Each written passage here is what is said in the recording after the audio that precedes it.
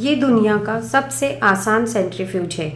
इसके लिए कुछ स्ट्रॉ, एक झाड़ू की लकड़ी वगैरह दरकार होगी। पहले लकड़ी को स्ट्रॉ के दरमियान में दाखिल करें।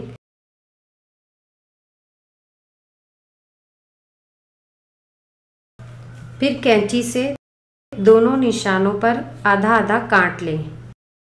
पहले एक, फिर दूसरा। फिर स्ट्रॉ के कटे हुए सिरों को नीचे की तरफ झुकाएं, जिससे एक मुसल्लस नुमा शक्ल नज़र आएगी। अब इस मुसल्लस को मजबूत बनाने के लिए एक टेप की ज़रूरत होगी। मुसल्लस को टेप से चस्पा करें। आपका सेंट्रीफ्यूज तैयार हो गया। इसे पानी के मग में रखें और एक हाथ से घुमाएं।